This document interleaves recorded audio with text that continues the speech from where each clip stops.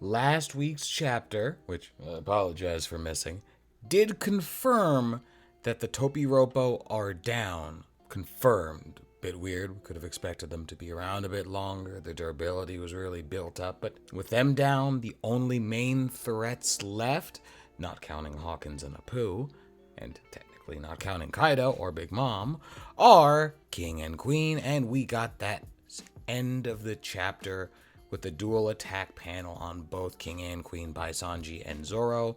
And this chapter picks up where Oda left off the previous one. And holy shit, this is probably one of Oda's best uses, not just of, build up and action, but also a good use of transitions. Now, we're going to get more in depth into that this review. I am Smalls, and this is my review and thoughts on One Piece Chapter 2023, titled Spitting Image, which I guess we should get into the very, bookend of, because we all know Momo's aging did happen off panel. Personally, I would have predicted that maybe it would have happened off panel, and then when Luffy makes his appearance onto the rooftop with Momo fighting Kaido, that would be the first time we see adult Momo. So I'm at least happy, but also slightly mixed, because that would have been epic. But I do like how it was implemented at the end of this chapter, with Momo being the spitting image of Kaido in dragon form with a different color palette, but in human form it's hinted that he is the spitting image of, I'm presuming, Odin. I'm sure all of us are presuming Odin, because who else is going to get that level of tears from Shinobu? Now, some people might say Lady Toki, and they're on crack. Luckily, I haven't seen anyone say that, so I guess people aren't on drugs this week. But nonetheless, going back to the beginning, we do start off with Zoro and Sanji. And Miyagi is kind of worried while Chopper's happy that, the drug worked. Miyagi's like, well, yeah, wait until afterwards. I'm more worried about that. Because at this point, it's basically a surefire. Like I said before, there are very few actual threats left. And just to go into one detail that last chapter provided that I once again missed, I apologize, life happens. It was kind of narrated that thanks to, Tama's Dango maneuver, there weren't a lot of disparities in the numbers anymore. And with that being said, the only thing that really made any of a challenge going forward were all of the officers and above. And while Raizo is currently taking on Fukurokuju, they're still locked in battle from last chapter and this chapter, with his earlobe crackers versus Raizo's scroll devil fruit powers. I do wonder if the earlobe powers are an actual devil fruit ability, or if maybe there's a technique similar to Life Return in play there. But nonetheless, going back to Sanji and Zoro for the third time, we kind of get more of the dynamics between not just Sanji and Zoro, because it is funny, but we also get a lot of exposition through their dynamics and the people watching, as well as Queen himself, less so much from King. Let's start with the big one on Queen's part, since it's kind of the most cut and dry one. It's basically Queen just saying, you must be a cyborg like your family. And no, Sanji's like, no, my fire is straight up my burning passion, which has been the explanation in World and in Vivert cards and data books and SBSs for quite a while now. But it is possible that the raid suit is doing something to bring out those latent enhancements that never came to bear initially in Sanji. And for that purpose, I think the fact that he's as strong as he is without the enhancements, able to match his enhanced brothers to a degree, if not surpass most of them, because he messed up Yonji good back in Whole Cake. If he gets most or some of his similar enhancements awakened by the capabilities of the raid suit, you know what, that'll be what it really needs to bring him to the level that Zoro has been showing non-stop throughout Wano. Not that I'm a Sanji hater, I love both of them equally. Legit, if you could ask me which one I would choose between sword fighting and kicks, I honestly have no fucking clue. I probably would end up using both, kind of like King in this, like he's kicking, he's punching, and he's using a sword.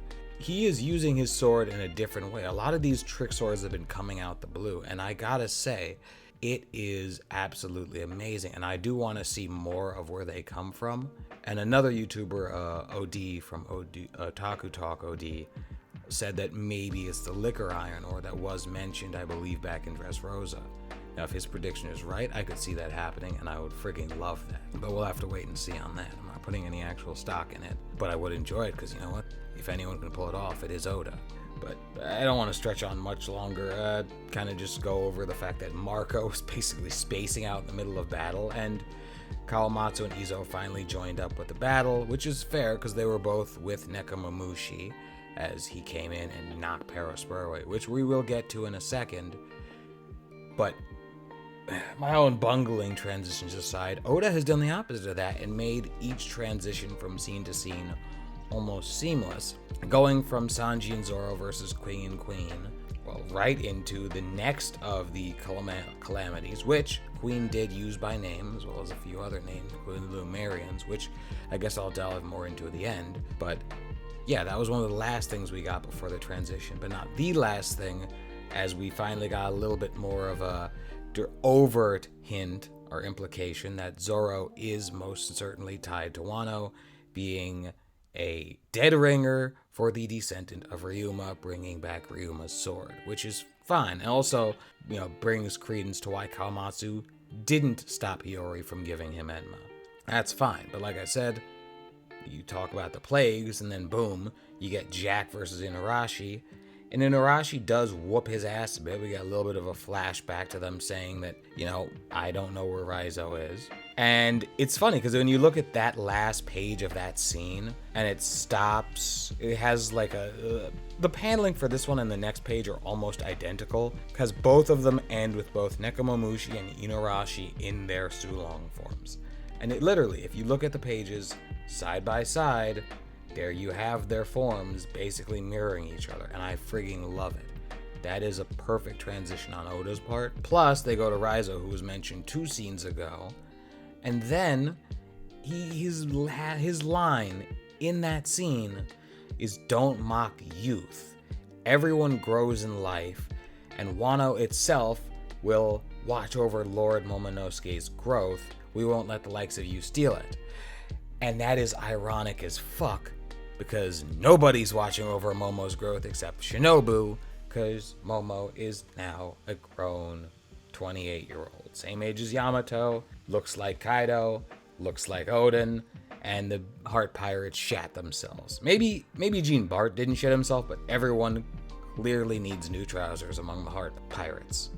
Almost forgot to talk about the Lumerians, but we do know that they were a race that lived on top of the Grand Line, and we know that they are, the ones that could light up on fire. Now, while King doesn't confirm anything verbally, he does give Queen a glare that kind of gives the impression that, boy, you speaking way too much, focus on your fight, and stop talking shit. And it does tie back into, when Izo was saving Marco from spacing out, Marco was spacing out about stories about the Lumerians from Whitebeard.